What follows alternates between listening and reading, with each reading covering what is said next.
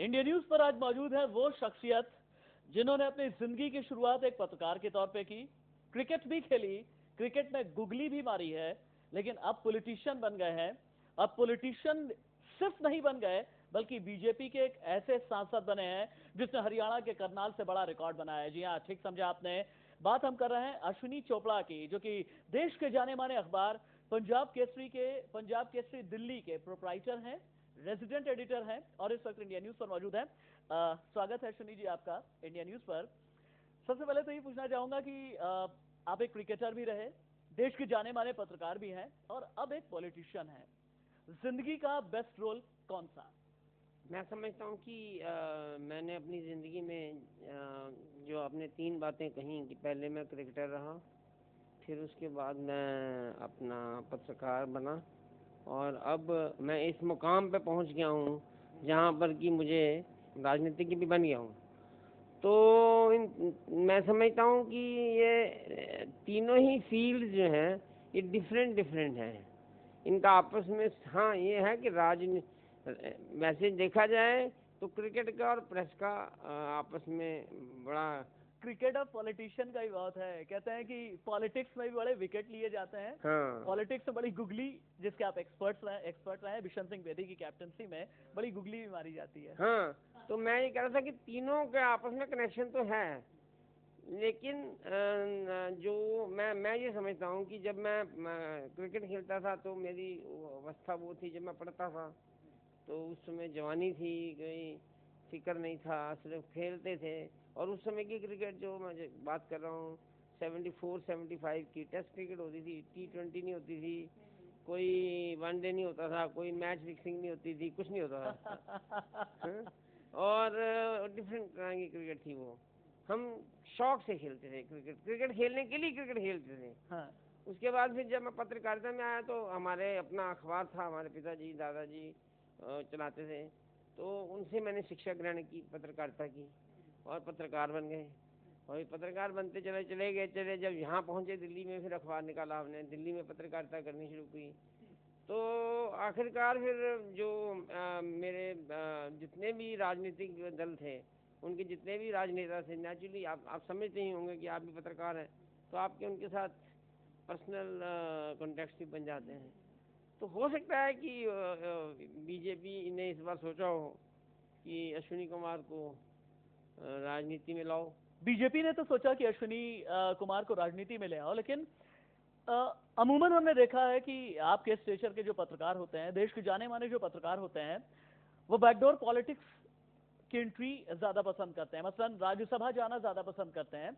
लेकिन अश्विनी जी ने सीधे लोकतंत्र की प्रयोगशाला में आम जनता से जुड़कर करने वाली पॉलिटिक्स ही क्यों चुनी? क्योंकि मैं ये समझता हूँ कि अगर राजनीति करनी है तो नीचे से, जड़ों से जुड़ करके आम जनता के साथ अपना कांटेक्ट बना करके राजनीति की जाए।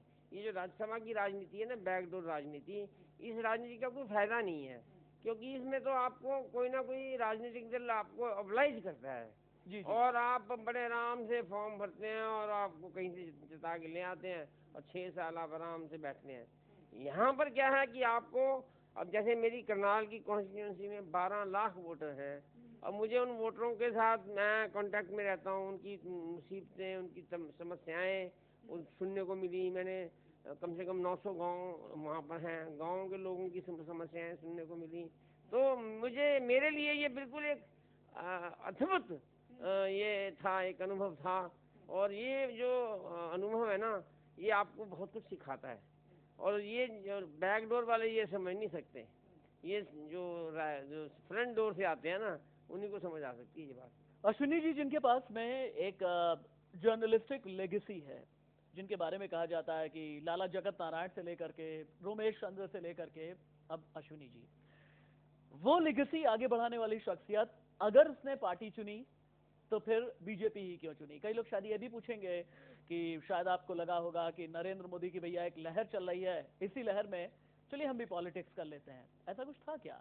नहीं, ऐसे था कि मेरे संबंध तो सभी राजनीतिक नेताओं से थे और सबसे मेरा क्योंकि आपको पता है कि एक संपादक के नाते हम सबसे अपने संबंध रखते हैं।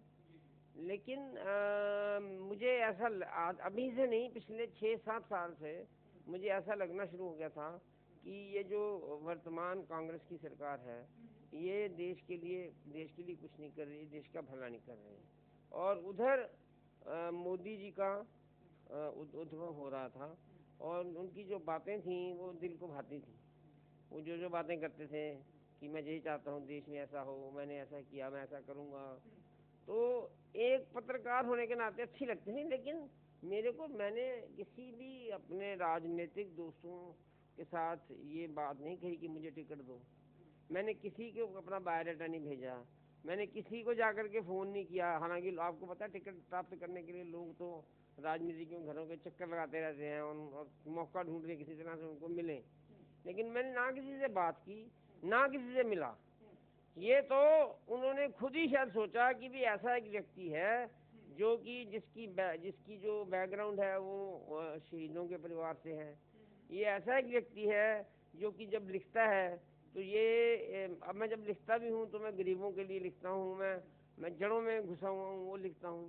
तो मुझे लगता है कि मैं तो नहीं। और असल में आपको मैं बताऊँ, जब मुझे फ़ोन आया पहला सुषमा स्वराज जी का, उन्होंने कहा कि तुम जाके करनाल से चुनाव लड़ो, टिकट तुम्हें मिल गया, तो मैंने उनको, आपको पता है मैंने क्या कहा? मैंने कहा नहीं, मैं नहीं लड़ सकता भाई, आप ऐसा ना कहें। वो कहती नहीं नहीं, तुम जीत जाओगे, तुम लड़ो।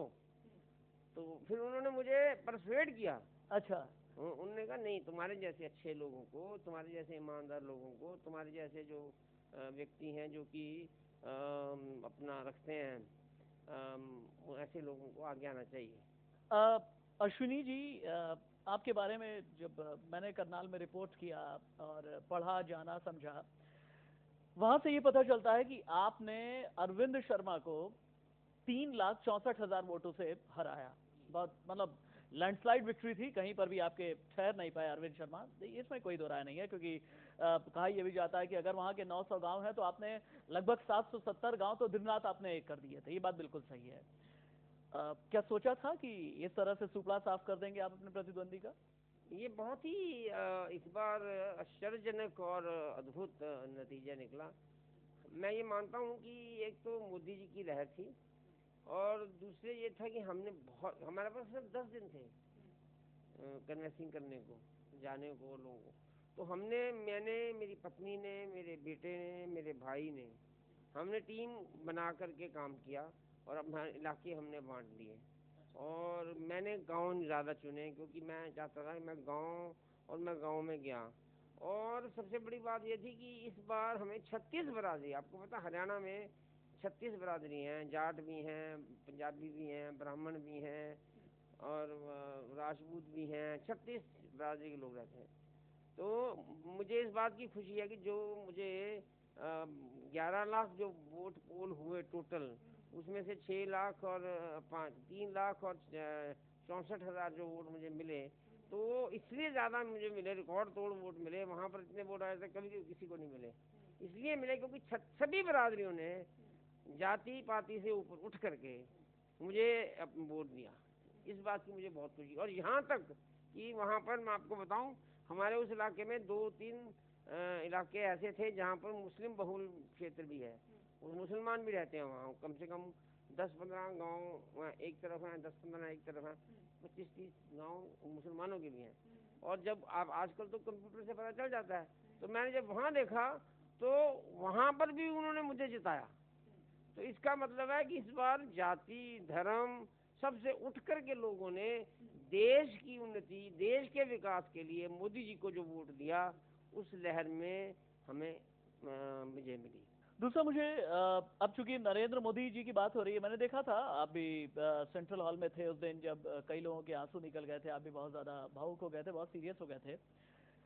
जब मैं आपके जिंदगी पर नजर डालता हूं तो पता ये चलता है कि हाँ, वाकई में कई लोग शहीद हो गए, आतंक का शिकार हो गए। आपका दादाजी लाला जगत नारायण जी, आपके पिताजी रमेश चंद्र जी, कहा यह जाता है कि 80 के दशक में जब पंजाब में आतंकवाद था तो आपने अपने दादा को खोया, आपने अपने पिता को खोया, और आपको भी कई बार जान से मारने की धमकियां मिली और मारने की कोशिश की और गई। ना केवल ये हुआ, बल्कि हमारे रिपोर्टर्स, सब एडिटर्स और हमारे कॉरेस्पॉन्डेंट्स कम से कम 70 से 90 जो थे उनको भी गोली से उड़ा दिया। तो आपको क्या लगता है आतंक से निपटने के लिए कितने मजबूत होंगे मोदी?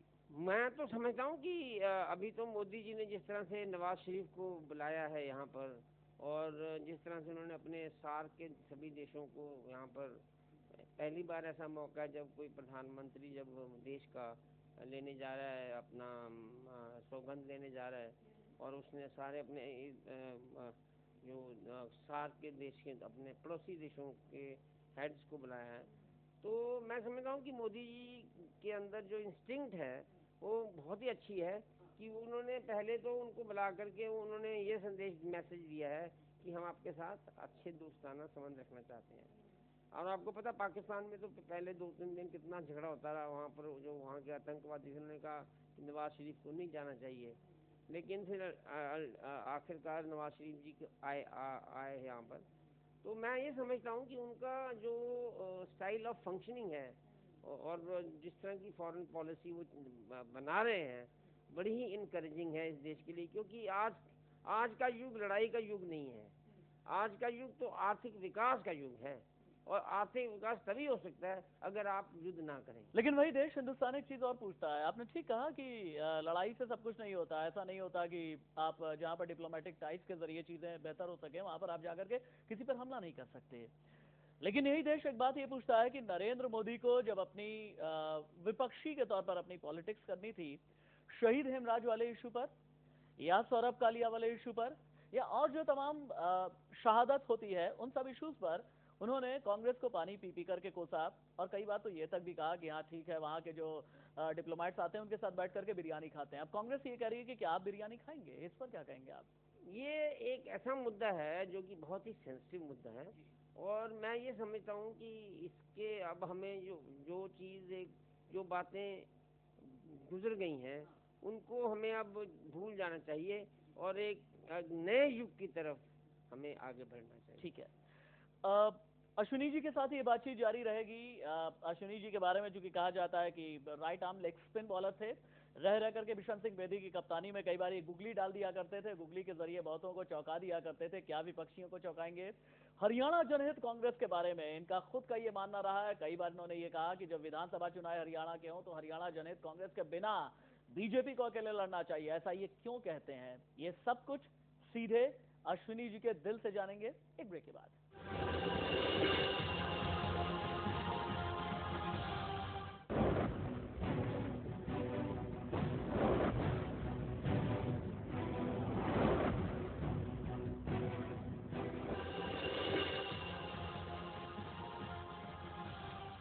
ब्रेक के बाद एक बार फिर स्वागत है आपका इंडिया न्यूज पर। अश्विनी चोपड़ा हमारे साथ में मौजूद हैं। वो अश्विनी जी जो कि पंजाब केसरी दिल्ली के रेजिडेंट एडिटर हैं, प्रोप्राइटर हैं, एक जमाने में क्रिकेटर भी हुआ करते थे। अब करनाल से 3,64,000 वोटों से जीत करके आए हैं, बीजेपी के टिकट पर संसद पहुंचे हैं। मेरे हाथ में एक अखबार का, आपके अखबार का एडिशन ही है, मैं देख पा रहा हूँ। बड़ी प्यारी पिक्चर है जिसमें राष्ट्रपति महामहिम प्रणब दा आपके साथ मुलाकात कर रही है। शायद 21 या 22 मई की आपकी मुलाकात है। कैसी रही थी ये मुलाकात? 22 मई को मैं इनकी बहुत इज्जत करता हूँ, राष्ट्रपति जी की। मैं और मेरी पत्नी है, हम जब जीत गए तो उसके बाद हम उनसे आशीर्वाद लेने के लिए गए। तो मैंने, इसमें तो वो फोटो नहीं है जिसमें तो हाथ मिलाने वाली है, लेकिन मैंने उनके पाँव हाथ लगाए और मैंने कहा दादा I want to become a great parliamentarian like you. तो दादा ने मेरे को गले लगा लिया। हालांकि ये प्रोटोकॉल के बिल्कुल विरुद्ध होता है, लेकिन फिर भी वो हमारे व्यक्तिगत संबंध भी हैं। तो उन्होंने कहा मैं चाहता हूँ कि मैं तुझे अगली इस सेशन में इस 5 साल में भी, और इससे आगे 5 साल, और उससे आगे 5 साल मैं भी देखूँ कि तू लोकसभा में एमपी बने। और इसके लिए तू ये सोच के चल। बड़ा अच्छी बात उन्होंने मुझे कही, कहते आज से ही तुम गिन लो 365 दिन इंटू 5, और उसके बाद फिर अगला चुनाव। तो आज से ही तुम्हें अपना काम शुरू कर देना चाहिए, जनता के बीच जाओ, अपने वोटरों के साथ बैठो, उनकी समस्याओं का निदान करो। तो ये राष्ट्रपति जी से शिक्षा मिली तो बहुत अच्छा लगा, और उनसे आशीर्वाद मिला, ये और भी अच्छा लगा। हरियाणा की पॉलिटिक्स का भी एक छोटा सा हिस्सा मैं अपनी इस बातचीत में लाना चाह रहा था, क्योंकि मैं हरियाणा जनहित कांग्रेस की बाद में बात करूंगा, जिन्होंने जब करनाल से आपको टिकट मिला मुखालफत तक भी की थी। उसके बाद अब कुलदीप बिश्नोई कुछ और भी बातें कहने लगे हैं, अभी उस पर मैं आता हूं। लेकिन उससे पहले करनाल की जनता, हरियाणा की जनता, सभी के बारे में, हरियाणा गुजरात से बिजली खरीदता है। मेरा सवाल यही है कि आपके लिए इस हिसाब से प्रायोरिटीज कैसे बदलेंगी? बेरोजगारी बड़ा मुद्दा है, पानीपत की हैंडलूम इंडस्ट्री है वो एक बड़ा इशू है, रिफाइनरी का, थर्मल पावर प्लांट का, रेलवे जंक्शन का करनाल में, इन सब का सॉल्यूशन अश्विनी जी कैसे ढूंढेंगे? देखिए ऐसे है कि जो हम अरविंद शर्मा जी कांग्रेस के थे यहाँ पर सांसद, उन्होंने 10 साल में कोई काम नहीं किया। और हालांकि ये आप देखिए जो मेरी कॉन्स्टिट्यूंसी जो करनाल पानीपत की है, ये मेन जीटी रोड बेल्ट है और यहाँ पर तो विकास का बहुत ही स्कोप है। और मैं समझता हूँ कि यहाँ एक रिफाइनरी के एक पास हुई थी, लेकिन वो एमपी साहब अगर चाहते तो पेट्रोलियम मिनिस्टर के पीछे पड़ के करा सकते थे। इसी तरह रेलवे का जंक्शन चाहिए था तो रेलवे मंत्री के पीछे लगते।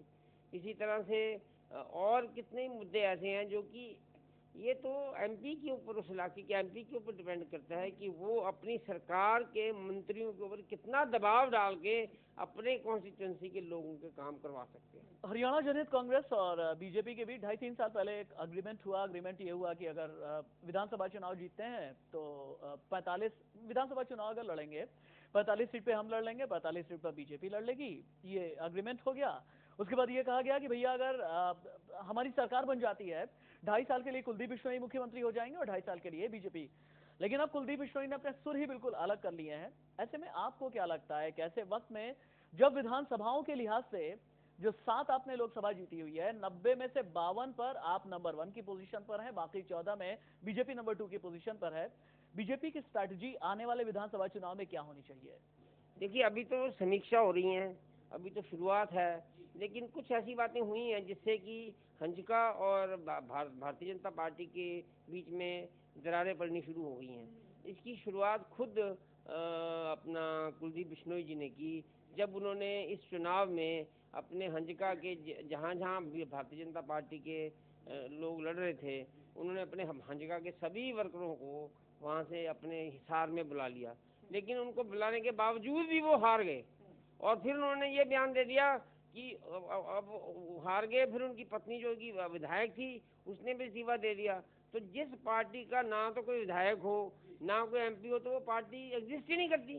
तो फिर अगर वो पार्टी एग्जिस्ट नहीं करती तो गठबंधन कैसे एग्जिस्ट करेगा? बातचीत के बिल्कुल अंत के हिस्से में हूँ, बहुत संक्षेप में हमें ये समझाइएगा, आपको क्या लगता है अगर बीजेपी, क्योंकि बीजेपी में तो परंपरा है कि सीएम प्रोजेक्ट कर देती है, विधानसभा चुनाव में बीजेपी का सीएम चेहरा कौन?